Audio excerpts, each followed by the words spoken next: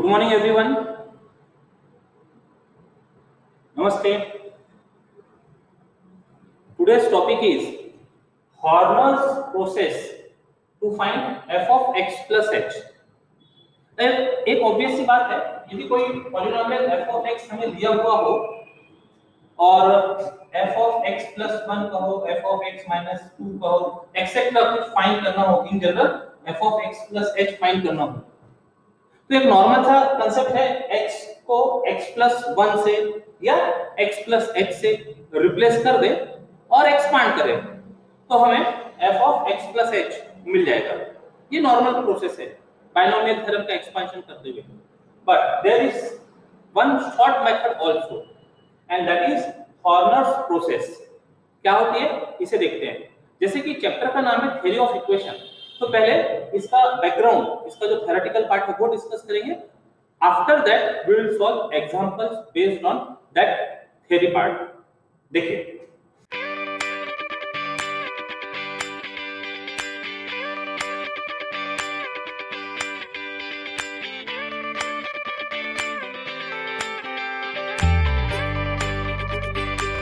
let f of x is equal to p naught x power n plus p1 x power n minus 1 p2 x power n minus 2 plus pn minus 1 x plus pn, where p a polynomial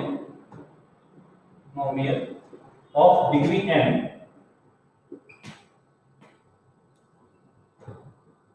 where p naught is not equal to 0, क्योंकि degree n क्या है, इसका मतलब leading coefficient present होना चाहिए। p1 p2 pn minus 1 pn are rational coefficients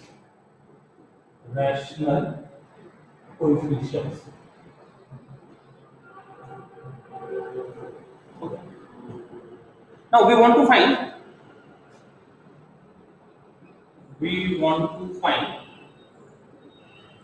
f of x plus h. Naturally h is some small number where h is a constant that can be positive as well as negative. For example, f of x plus 1 की बात करेंगे तो h is 1, f of x minus 2 की यदि बात करेंगे तो h is minus 2, so that it can be written as f of x plus of minus 2. So h will be minus 2. So h can be positive or negative. So h is a constant.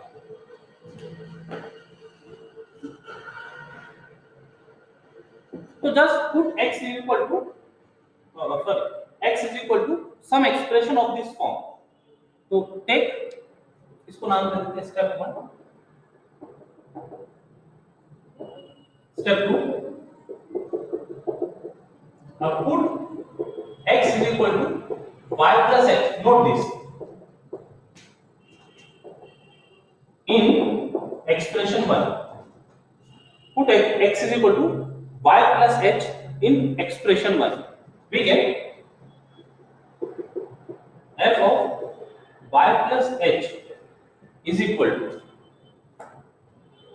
रख दो जहां x है वहां रख देते, तो p not y plus h का power n, p1 y plus h का power n minus 1 plus p2 y plus h का power n minus 2 up to pn minus 1 y plus h plus pn.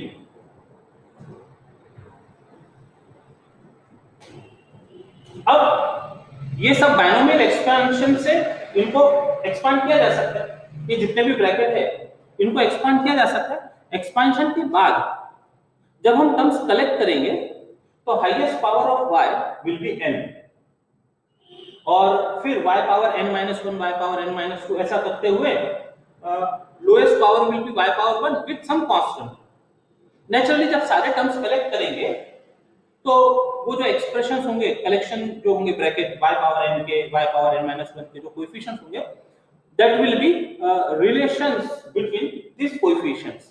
तो उसको हम rewrite कर लेते हैं, that is f of y plus, or this can be written as, after expansion we write it as,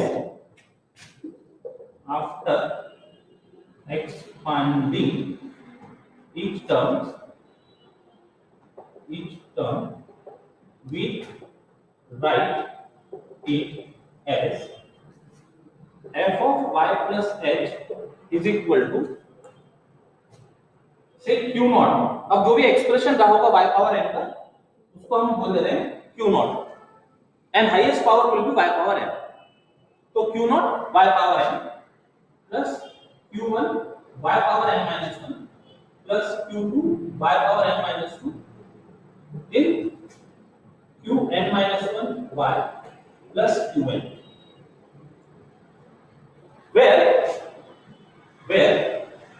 q naught, q1, q2, qn minus 1, qn are quantities, are constants, of course, are quantities to be determined।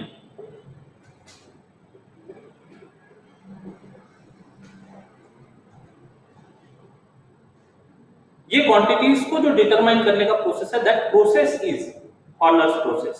अब इन्हें find कैसे करना देखते हैं। ये जो relation दिख रहा है, रिलेशन 2, इसको हम रीराइट करते हैं। देखो क्या क्या कर सकते हैं इसको, देखिएगा। इतना स्टेप 2 हो गया, नेक्स्ट इज से step 3। Step 3,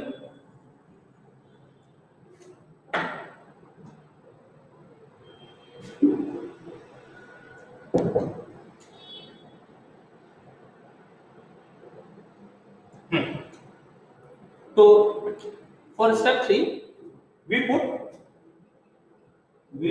put y equal to x minus h, y equal to x minus h in relation 2, we obtain y equal to x minus h put करते हैं, तो यहाँ x minus h plus h will be f of x, equal to y की जगह put करते हैं x minus h, तो q not x minus h का पावर n कहां से लाएंगे, y equal to x minus h, y is equal to x minus h, one में पुट किया था x equal to y plus h, वहां से हम y equal to x minus h अभी रिलेशन 2 में पुट कर रहे हैं। पूरा प्रोसेस समझ लेते पहले एक बार, plus q1 x minus h का power n minus 1 plus q2 x minus h का power n minus 2 plus qn minus 1 x minus h plus qn। जितने भी y थे उनको रिप्लेस कर दिया x minus h से in relation 2। So this is the relation. Now this can be written as,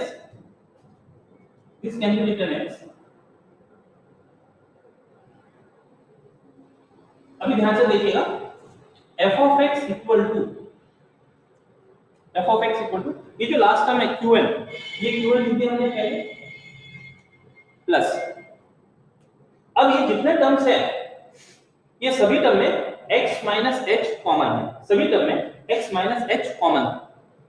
तो x minus h common लेकर क्या लिखा जा सकता है, देखिए ध्यान से, x minus h कॉमन, तो बचा क्या, q not x minus h का पावर n minus 1, एक फैक्टर कॉमन ले लिया तो अंदर बच गया n minus 1 power, plus q1 एक फैक्टर बाहर ले लिया कॉमन तो बच गया अंदर x minus h का पावर n minus 2।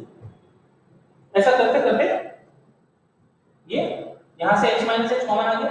हाँ, ये भी लिख सकते हैं, लिखना चाहो वो टर्म भी लिख सकते हैं, x minus h, ये टर्म तो हमने पहले लिख ही दिए, तो कॉमन आ गया वो qn minus 2 बचा, this is qn minus 2, this is very important step. F of X is equal to Q N लिखा पहले, और सभी टर्म में x माइनस एच कॉमन दिख रहा है, उसे ले लिया, तो ये बच गया ब्रैकेट। अब यदि इसको ऑब्जर्व करें तो ये कैसा दिखता है, देखिएगा। ये कुछ ऐसा होगा, यदि मान लो यहाँ पर एफ ऑफ एक्स लिखा है, ये एफ ऑफ एक्स लिखा है, तो एफ ऑफ एक्स को हमने x माइनस एच से डिवाइड करने की कोशिश की, तो ये जो ब्रैकेट दिख रहा है ये स्क्वायर ब्रैकेट में, ये कुछ क्वोशंट फॉर्म में है, और डिवाइड होने के बाद में ये जो नंबर है qn, ये रिमाइंडर जैसा दिख रहा है। मतलब when f of x is divided by x minus h, there is some quotient, वो क्वोशंट वो ब्रैकेट जैसा दिख रहा है। इसका डिग्री क्या था, इसका डिग्री था n, हम डिवाइड कर रहे हैं लीनियर फैक्टर से x माइनस h से, तो जो क्वोशंट मिल रहा है, क्वोशंट की डिग्री हो रही है n माइनस 1, और कांस्टेंट रिमाइंडर जो है इससे एक डिग्री कम का होगा, तो ये लीनियर फैक्टर है, तो remainder must be some constant, और इट मे बी 0। तो ये जो पार्ट दिख रहा है, ये डिवीजन एल्गोरिथम से हम इंटरप्रेट कर सकते हैं कि when we are dividing f of x by x minus h, then this is the quotient and qn is the remainder. Okay, तो this means by division algorithm, ये जो हमने एक्सप्लेन किया, इसको जरा वर्ड्स में एक्सप्रेस कर लेते हैं।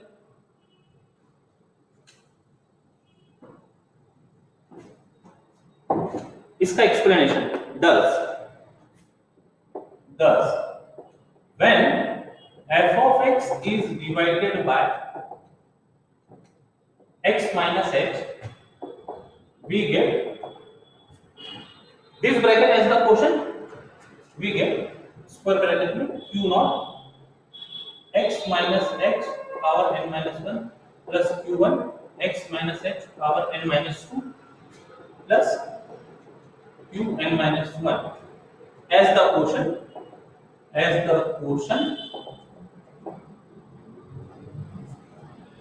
the first quotient बोल देते हैं। ये इसका मीनिंग समझ में आया, फर्स्ट quotient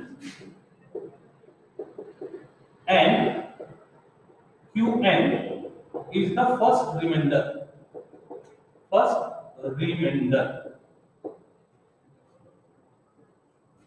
ओके। अब देखो ये जो क्वोशंट आया है, ये क्वोशंट कैसे लिखा जा सकता है, अगेन वी कैन राइट, ये जो क्वोशंट है, ये क्वोशंट को कैसे लिखते हैं, देखो qn x minus h, ये क्वोशंट को कुछ नाम दे दे, दोबारा इतना पूरा लिखने से,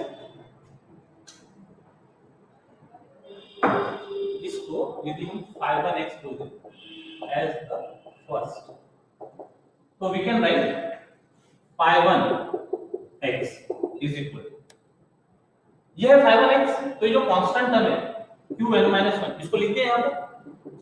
अब इसके पहले की जो टर्म्स होंगी, इसके पहले की टर्म कैसे होगी, तो यहाँ की यदि हम जनरलाइज करना चाहे टर्म को, तो इसके पहले की जो टर्म होगी वो qn-2 into x minus h, ऐसी टर्म रही होगी।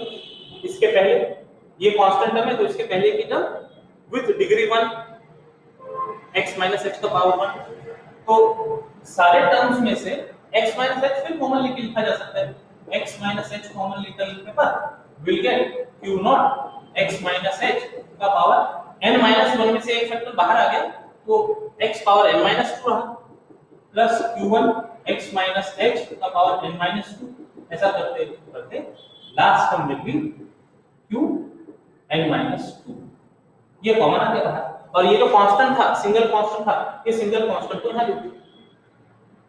इसका मतलब ये जो फर्स्ट क्वोशंट था, जब फर्स्ट क्वोशंट को फिर से हमने x minus h से डिवाइड किया, तो we get second quotient and second remainder, ठीक है। thus बाय डिवीजन, यहां पर भी by division algorithm,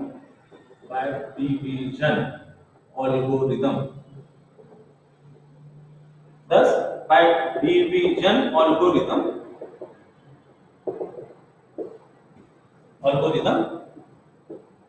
when phi1x is divided by divided by 5 और x क्या था फर्स्ट क्वेश्चन, जब इसको डिवाइड किया x minus h we get ये जो ब्रैकेट मिला as second question q not x minus h का power n minus 2 plus q1 x minus h का पावर n n माइनस 3। यहां से बाहर आ गया तो n माइनस 2, यहां से एक फैक्टर बाहर आएगा n माइनस 3। ये इस तरह के जो करेक्शंस है जैसे जैसे आप कंटिन्यू करते जाते समझ में आता है, कहीं यदि मिस्टेक हो गई राइटिंग में तो समझ में आती है। Plus plus qn minus 2 we get this say 5 to x as the second quotient and क्या मिला यहाँ पर अलग से constant qn minus 1 as the second remainder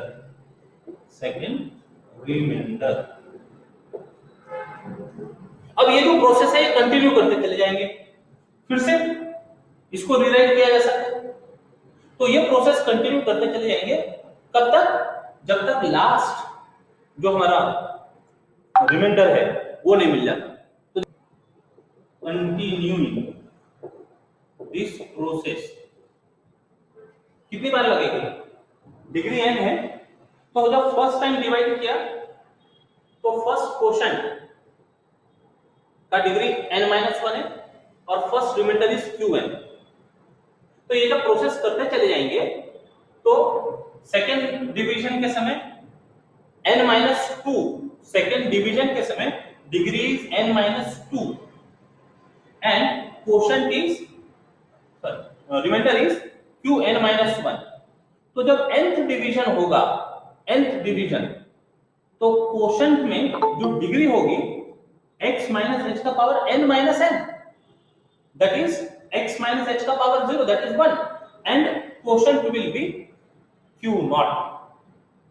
पूरा पूरा डिवीजन होके लिखेगा continuing this process n times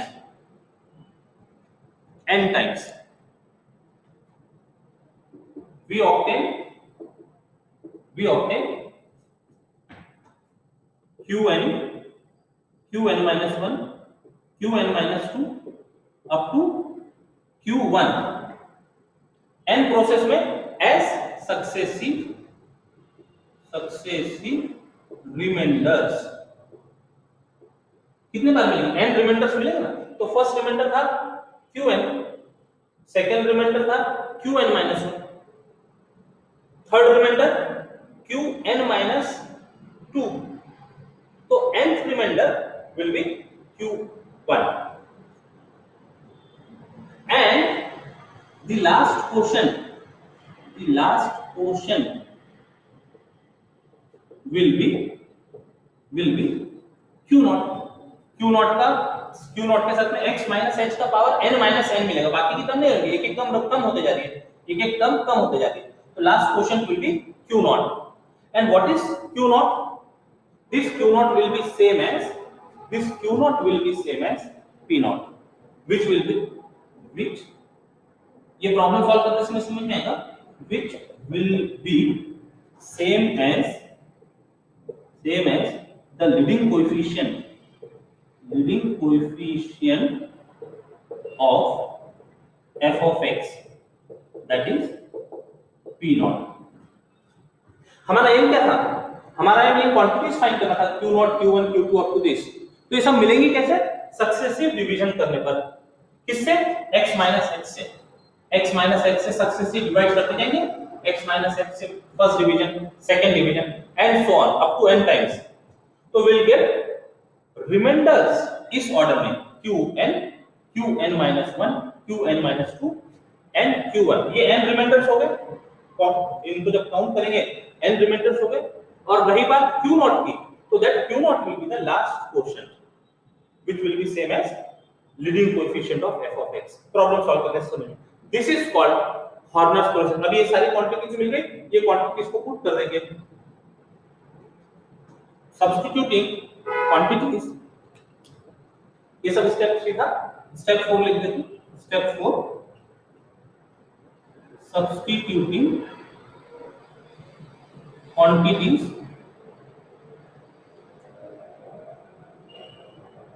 quantities q's in 2, यहां पर पुट कर दिए। अब ये पॉलिनोमियल है y में। अब देखो पॉलिनोमियल y में लिखा जाए, उसके कोएफिशिएंट्स यदि हम चेंज नहीं कर रहे तो पॉलिनोमियल y में लिखा जाए, z में लिखा जाए, t में लिखा जाए, कोई भी वेरिएबल में लिखा जाए, उससे कोई खास फर्क नहीं पड़ेगा unless coefficients are not change. तो कोएफिशिएंट्स पुट करने के बाद में ये जो पॉलिनोमियल y में दिख रहा है, जस्ट हम इसका वेरिएबल चेंज करके x में लिख देंगे, तो that will become f of x plus h। तो substituting quantities q's in 2 and replacing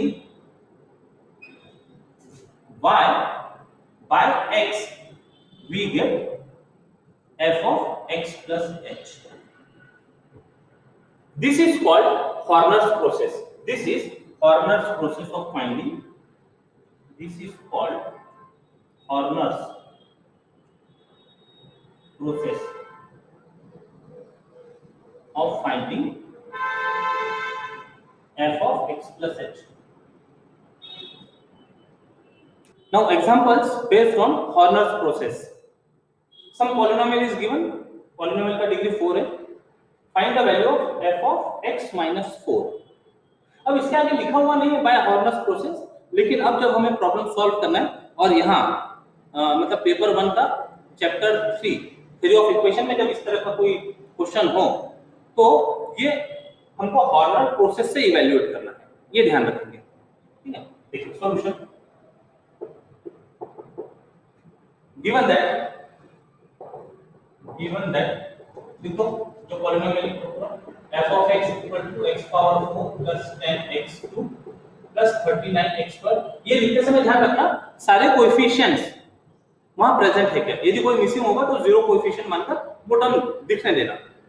तो सारे टर्म प्रेजेंट है, x power 4 plus 10x2 plus 39x2 plus 76x plus 65।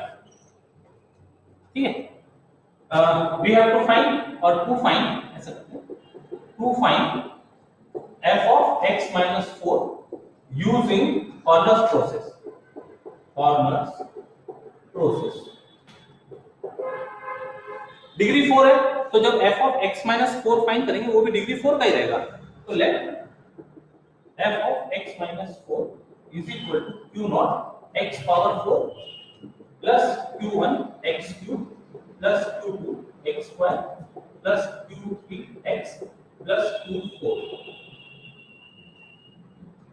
where और इसको नंबर 1 देखो, इसको 2 दे देते, where q0 q1 q2, या हम डायरेक्ट लिख सकते हैं हॉर्नर्स प्रोसेस से, ये मिलेंगे कैसे, तो where q4 रिवर्स ऑर्डर में मिलते हैं, qn पहला रिमाइंडर था, q4 q3 q2 q1 are successive remainders when f of x is successively divided by x minus h था उस केस में, थ्योरेटिकल पार्ट में x minus h था, तब जब f of x plus h find करना था तब हम f of x को x minus h से सक्सेसिवली डिवाइड कर रहे थे। तो यहाँ पर f of x minus 4 find करना है, तो व्हाट इज h ये देखना होगा। f of x minus 4 can be written as f of x plus of minus 4, तो h की वैल्यू यहाँ दिख रही है हमको -4। तो जब ये जो फैक्टर की बात हो रही है तो ये फैक्टर बन जाएगा x minus of -4 that is x plus 4। अब इनमें कनेक्शन आप फिट कर सकते हैं, जब f of x plus h find करना है तो डिवाइड करना पड़ रहा है x minus h से, तो इसका मतलब जब f of x minus h find करना हो तो f of x को आपको डिवाइड करना पड़ेगा x plus h से। लॉजिक सेम है, वही लॉजिक में ये फिट किया जा सकता है। ओके, तो divide f of x successively by x minus h। अब हमारे केस में h is -4, तो that is equal to x minus of -4 which is equal to x plus 4. f of x is successively divided by x minus h, which is x plus 4. And q naught is the last quotient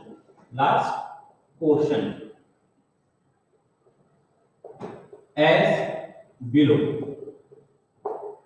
अब ये process करते हैं, ये process से हमको ये सारी quantities मिलेंगी। देखिए अब ये बेसिकली सिंथेटिक डिवीजन जो किया हुआ है इसके पहले स्कूलिंग में, वो सिंथेटिक डिवीजन का ही प्रोसेस है। तो सबसे पहले f of x के कोएफिशिएंट्स लिखते हैं, 1, 10, 39। पता नहीं ये इतने पार्ट में कवर होगा क्या, हम यहाँ यूज करते हैं इसको।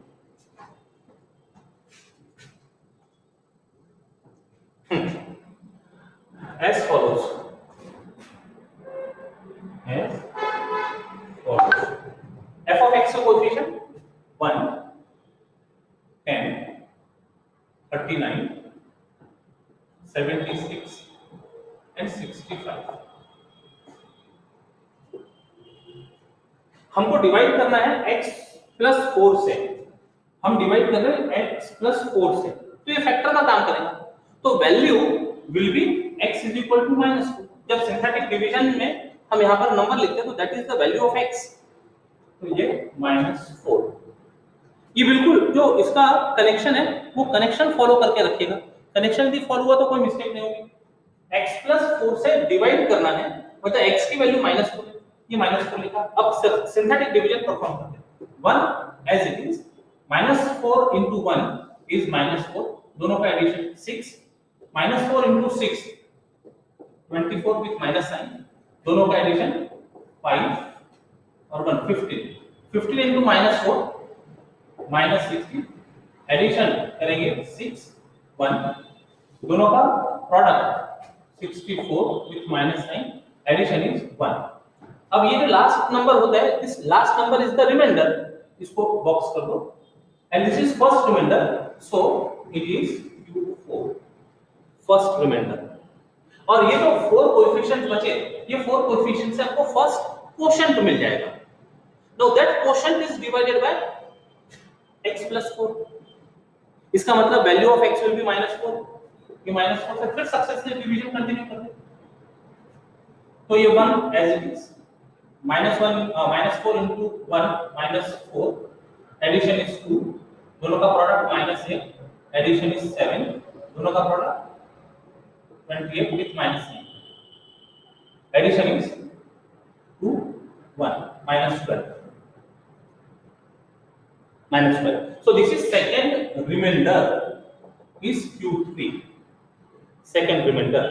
Now this is second quotient, now it is divided by x plus 4, तो value of x is -4, divide करते हैं, 1 as it is, -4 into 1 -4, addition is -2, multiply किया, -4 into 2, 4 to 8, addition is 15, this is third remainder, order में चलिएगा, it is q2।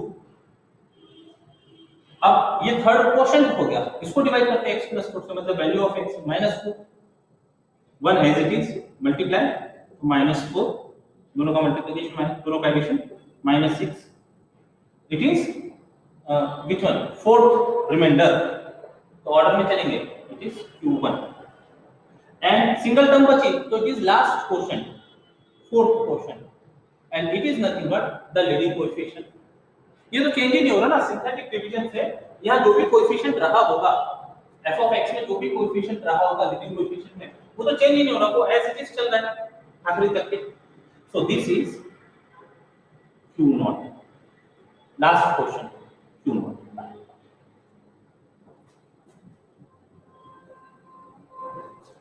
Now सभी मिलकर हमको q4 q3 q2 q1 and q0, substituting this value into we get f of x minus 1, substituting q's into we get।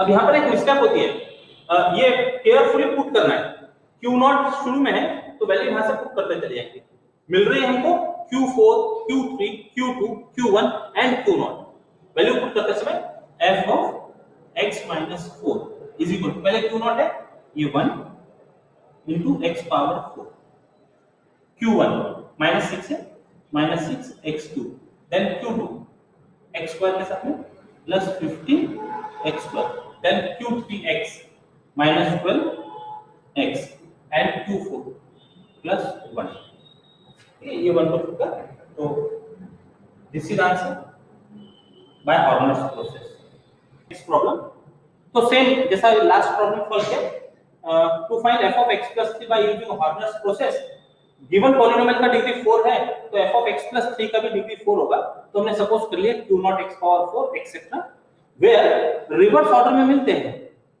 q's reverse order में मिलते हैं q4 q3 q2 q1 are successive remainders when f of x is successively divided by x minus h अब यहां पर h क्या है 3 तो that is x minus 3 इससे डिवाइड करेंगे f of x को and q not is the last question as follows देखिए कोएफिशिएंट्स लिख लेते हैं 1 minus 12 17 minus 9 और 7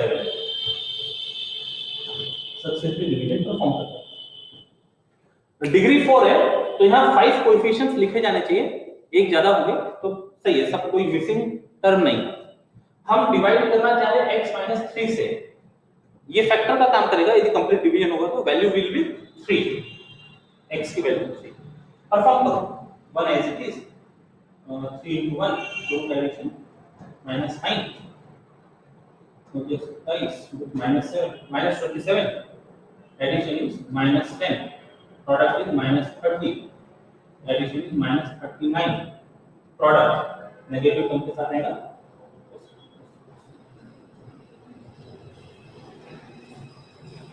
ठीक है -117 उसको ऐड किया तो बन गया -110 ये हो गया फर्स्ट रिमाइंडर आप चाहे तो बाद में q1 q2 q3 एक साथ लगा सकते हैं नेक्स्ट परफॉर्म करते हैं अब ये हमारा फर्स्ट क्वेश्चन बचा इसको डिवाइड करते हैं ये 1 ये 3 addition -6 third with -9 addition is -28 multiply करते हैं -84 एडिशन इनका 3 और 12 with -9 second remainder and this is second quotient फिर से डिवाइड करें सक्सेसिवली डिवीजन चल रहा है फिर से डिवाइड करें ये 1 product is 3 addition is -3 product is -9 addition is -37 third remainder then फिर से डिवाइड कर देते हैं ये 1 ये 0 ये फोर्थ रिमाइंडर हुआ and this is last question तो अब नोटेशन देना है तो this is q not this is q1 it is q1 q2 q3 q4 ऐसे भी आप नोटेशन दे सकते हैं पहले प्रॉब्लम में हमने डायरेक्ट यहां से नंबर देना शुरू किया था q4 q3 q2 q1 and it is last question q naught values मिल गई उसको पुट करेंगे आंसर मिल जाएगा सब्स्टिट्यूटिंग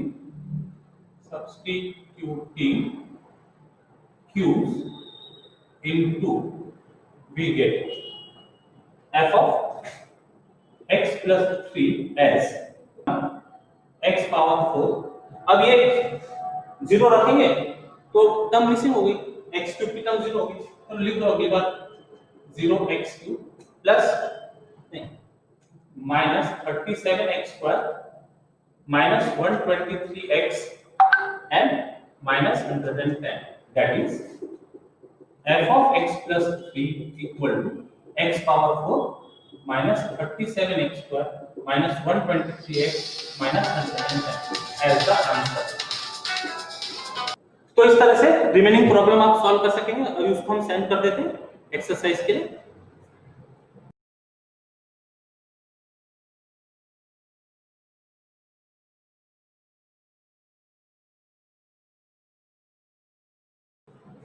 रुकते हैं यहाँ पर बाय बाय जय गणेश।